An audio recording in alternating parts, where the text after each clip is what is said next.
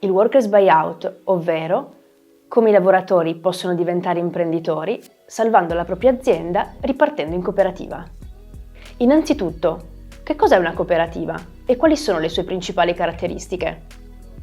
L'articolo 45 della Costituzione recita: la Repubblica riconosce la funzione sociale della cooperazione a carattere di mutualità e senza fine di speculazione privata. La legge ne promuove e favorisce l'incremento con i mezzi più idonei e ne assicura, con gli opportuni controlli, il carattere e le finalità. L'articolo 2511 del Codice Civile dice: le cooperative sono società a capitale variabile con scopo mutualistico, dove società significa impresa gestita da un gruppo di soci imprenditori e formata da almeno 3 persone. Capitale variabile significa che il capitale non è determinato a priori, ma varia in base al numero dei soci e della loro quota di partecipazione.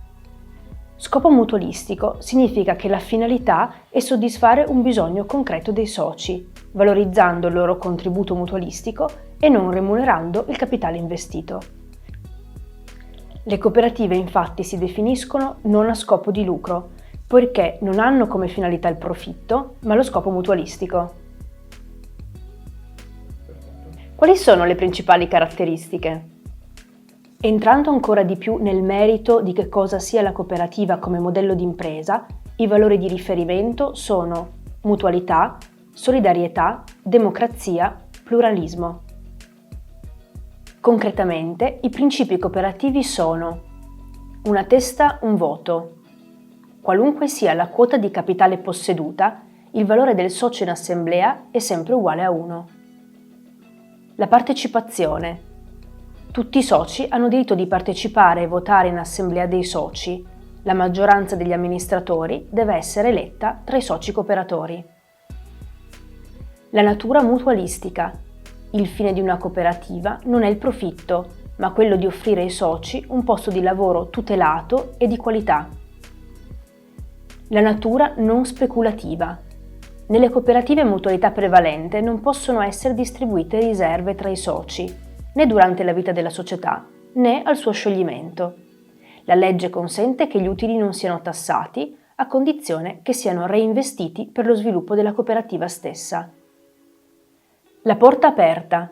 La cooperativa è una società a struttura aperta. Chiunque ne condivida i principi mutualistici e abbia i requisiti previsti dallo statuto può chiedere di farne parte.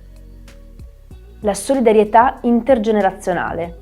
La cooperativa tende a conservarsi nel tempo per le generazioni future, alimentando un circuito virtuoso di investimento e innovazione ed il trasferimento delle competenze e abilità fra i soci anziani e giovani.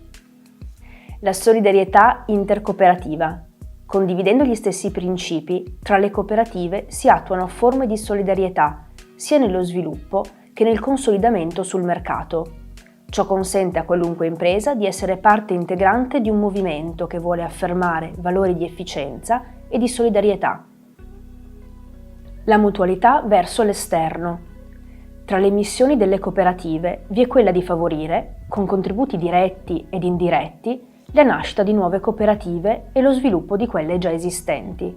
A questo fine, tutte le cooperative destinano il 3% dei propri utili a un fondo mutualistico, finalizzato alla promozione e allo sviluppo della cooperazione.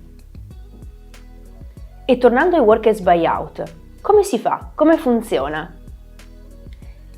In sintesi, è una modalità con la quale i lavoratori di un'impresa in crisi o destinata alla chiusura si impegnano nel salvataggio della loro azienda e lo possono fare costituendo una cooperativa con la quale acquisiscono la società preesistente e ottengono così di mantenere il posto di lavoro, di diventare imprenditori cooperativi, di gestire l'azienda.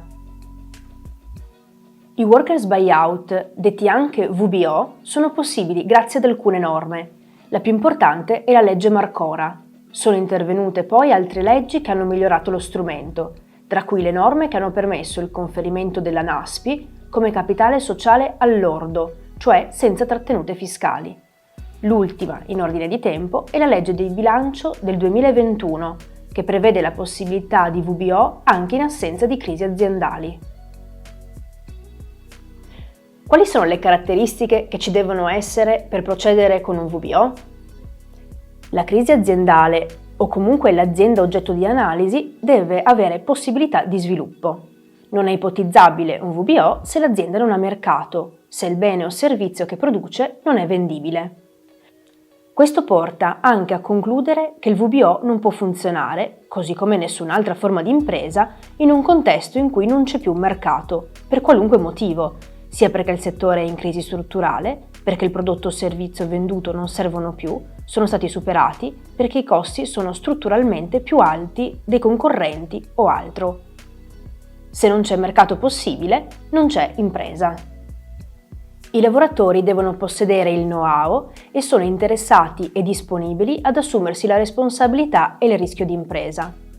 Cioè i lavoratori sanno perfettamente realizzare il prodotto o servizio venduti, conoscono ogni aspetto produttivo, sono interessati a continuare a farlo anche rischiando in prima persona, in veste di imprenditori.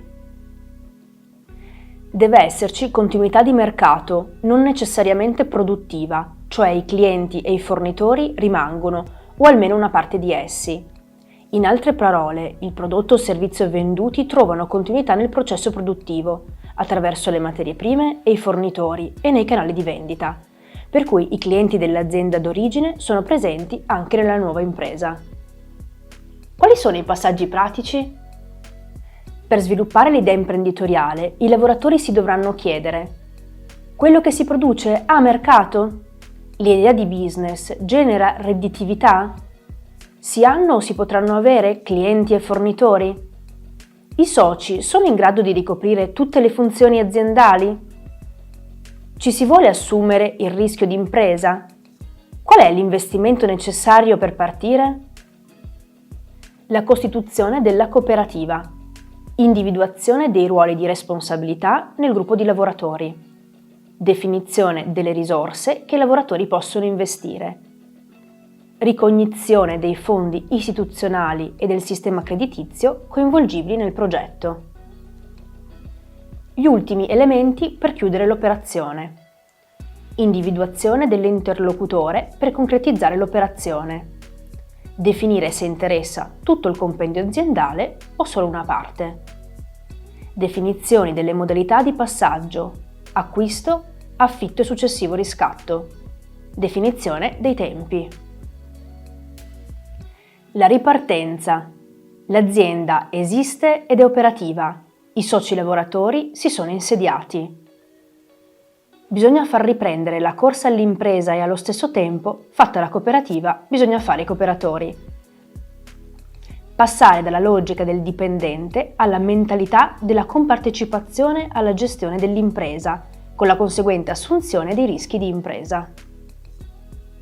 Quali sono i finanziamenti o i fondi disponibili? Esistono diverse tipologie di strumenti finanziari, pubblici o privati, nazionali o locali. Complessivamente, quando si parla di strumenti finanziari nell'ambito di workers buyout, ci si riferisce a soggetti in grado di intervenire a supporto del progetto cooperativo, per sostenere i fabbisogni finanziari, sia per partire che per eventuali sviluppi. Ma chi può aiutare a fare questi passi e queste valutazioni? Legacoop Veneto. Legacoop Veneto è la centrale cooperativa con competenze, esperienza, know-how, che accompagna i lavoratori in tutti i passaggi, dal capire come funziona una cooperativa fino a costituirla, dal capire l'idea di business fino a trovare le figure che mancano alla nuova impresa, che siano temporary manager o figure stabili da coinvolgere nel progetto. Dal sostegno nei vari passaggi fino al dialogo con i fondi e le banche per reperire le risorse finanziarie necessarie. Inoltre Legacoop può permettere l'accesso ad alcuni fondi che intervengono a moltiplicare il capitale, diventando soci finanziatori. Vi aspettiamo su legacoop.veneto.it.